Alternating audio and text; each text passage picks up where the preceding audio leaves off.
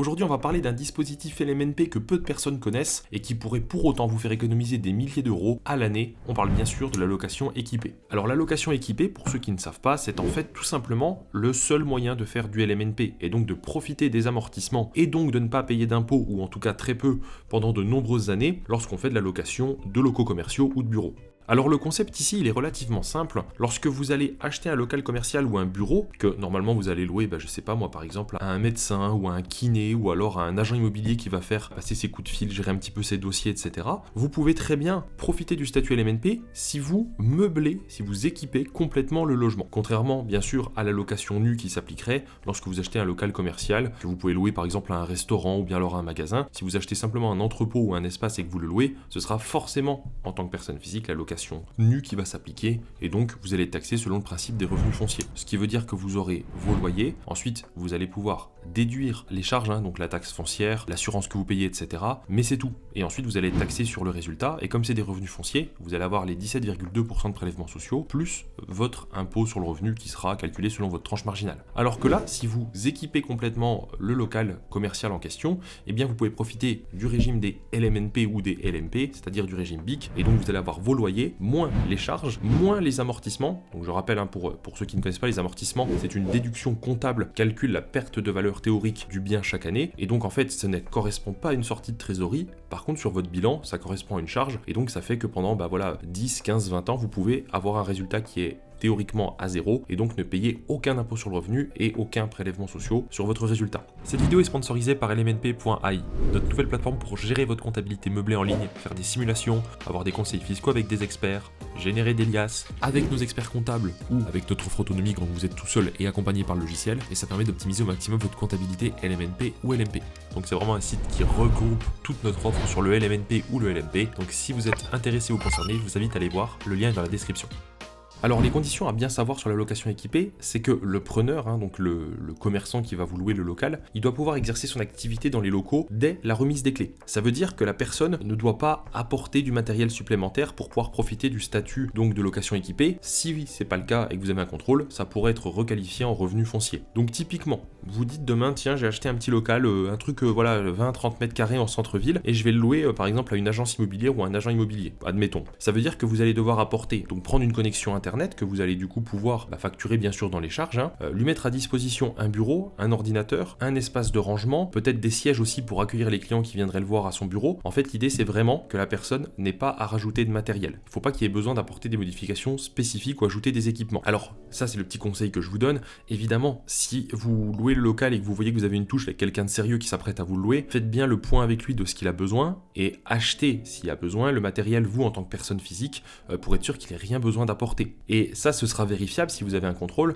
tout simplement parce que quand vous allez faire le bail de location, eh bien, il y aura un inventaire et un état des lieux qui va être fait avec l'ensemble du mobilier présent au lancement de l'activité. Donc si demain il y a un contrôle et qu'on se rend compte qu'en fait la personne elle a ajouté des sièges, elle a ajouté une machine à eau, 3 imprimantes parce que vous n'en aviez pas mis, etc., ce ne sera plus considéré comme de la location équipée. Donc il faut vraiment tout apporter et donc il faut être à l'écoute finalement de son locataire et acheter bien le matériel en personne physique. Ensuite, il faut savoir que la location équipée, c'est que vous allez être soumis à TVA sur les loyers que vous allez facturer. Alors en effet, si jamais vous êtes aujourd'hui loueur meublé, que par exemple vous avez un appartement que vous louez classique, là on parle bien d'un logement que vous louez en meublé, c'est une activité qui n'est pas soumise à TVA tout court, donc vous ne faites pas de déclaration de TVA. Si demain vous ajoutez en plus à votre activité un local commercial que vous louez en location équipée, vous allez être soumis à TVA sur ce local que vous allez louer uniquement. Donc ça, il y aura des modifications à faire au niveau de l'INPI pour dire que vous êtes soumis à TVA sur ce bien uniquement. Et en fait, quand vous êtes soumis à TVA, vous avez 3 modes déclaratifs possibles. Vous avez le régime réel simplifié, le régime réel normal et la franchise en base. Là, il faut bien vous concentrer parce que vous allez voir qu'il y a une technique. C'est que si vous êtes au régime réel simplifié, ça veut dire qu'une fois par an, vous allez faire vos déclarations de TVA sur les loyers que vous avez encaissés sur l'année et l'année suivante, enfin après chaque année, vous allez payer 2 acomptes de TVA prévisionnels par rapport à ce que vous avez eu l'année passée. C'est pas grave d'avoir de la TVA sur les loyers si vous louez votre local à un commerçant qui est lui-même soumis à TVA. Si par exemple c'est une agence immobilière classique, une société commerciale, une SAS, et que elle est soumise à TVA, elle s'en fout elle de payer de la TVA sur les loyers puisque elle la récupère. Donc c'est pas grave. Si vous dites moi le local je voulais le louer 1000 euros, je veux toucher moi 1000 euros, là vous allez le louer 1000 € hors taxe plus 200 € de TVA, ce qui fera bien 1200 € TTC. Vous vous dites bah voilà, ces 200 € ça m'appartient pas, hein, je les rends de toute façon à l'État à la fin de l'année, donc il faut les mettre de côté. L'avantage de faire ça, c'est que si vous êtes au régime réel comme ça, vous allez pouvoir, du coup, si vous faites des travaux dans le local commercial ou même sur l'achat des meubles qui vont équiper le logement, pouvoir récupérer la TVA, puisque du coup vous aurez de la TVA à déduire. Je vous fais un exemple, vous avez eu 10 000 € de travaux par une entreprise de rénovation pour réaménager le local avant de le louer. Si vous avez payé 10 000 € TTC, la rénovation étant une TVA à 10, ça veut dire que vous avez payé 9 090 hors taxe, et donc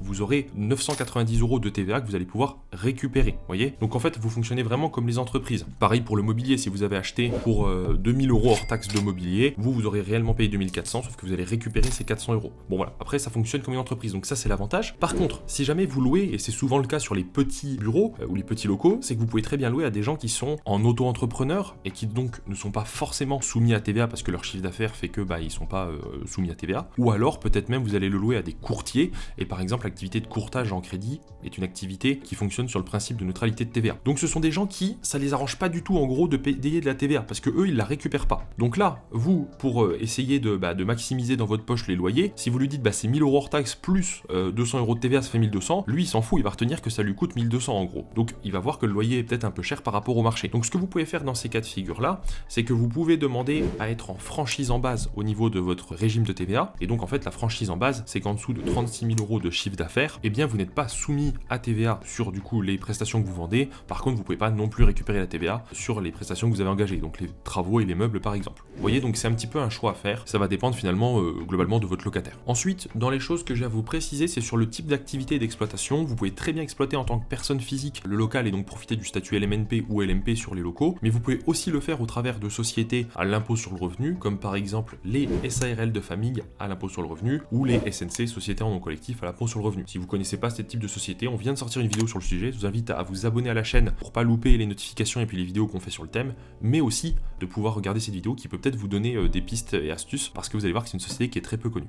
Ensuite, pour finir sur les spécificités de la location équipée qu'il faut savoir, c'est que c'est au niveau des plus-values à la revente. En fait, comme on n'est pas dans le cadre d'un logement classique, on ne peut pas profiter de la plus-value des particuliers qui s'applique aux résidences locatives. On est dans le cadre du coup des plus-values professionnelles. Alors là, pareil, je vais vous demander encore un peu de concentration, il faut bien y penser, c'est qu'en réalité, on est dans le cadre des plus-values professionnelles, mais si on exerce l'activité en tant que loueur meublé non professionnel, du coup, il y a un petit peu quelque chose qui coince, on se demande comment ça marche. En fait, c'est là, pour le coup, où c'est un peu moins avantageux d'être LMNP que LMP, c'est assez rare mais c'est le cas. Ça dépend vraiment des cas de figure, pareil on a déjà fait pas mal de vidéos sur le sujet. En fait, quand vous êtes LMNP et que vous vendez un bien en location équipée, c'est considéré du coup comme une plus-value professionnelle, et les plus-values professionnelles c'est quelque chose de complexe. Vous avez la réintégration des amortissements sur la plus-value de court terme, et vous avez aussi la plus-value de long terme qui est taxée à la flat tax. Il y a deux types de plus-value. Je me répète, mais encore une fois là je vous mets à l'écran toute la série de vidéos qu'on a fait sur les plus-values professionnelles si ça vous intéresse. N'hésitez pas à les voir parce que c'est trop compliqué pour en parler dans une seule vidéo, c'est vraiment quelque chose où il faut se concentrer et puis prendre une bonne heure pour comprendre. Bref, donc du coup pour être simple, globalement si vous vendez votre local équipé, vous allez avoir les plus-values professionnelles, donc ça veut dire que vous allez avoir la plus-value de long terme sur la différence entre le prix de vente et puis votre prix d'achat, qui sera taxé à la flat tax à 30%. Vous n'aurez pas le droit aux abattements pour durée de détention qui sont prévus pour les LMP, et en plus vous aurez la plus-value de court terme, c'est-à-dire la réintégration de vos amortissements du local, qui va du coup majorer votre résultat à l'année de la vente, et donc peut vous faire avoir un bénéfice assez important l'année de la vente. Donc voilà, ça c'est les inconvénients par rapport à une location immobilière classique, et dans une prochaine vidéo, on va faire un comparatif entre acheter un local commercial en société à l'IS versus acheter un local commercial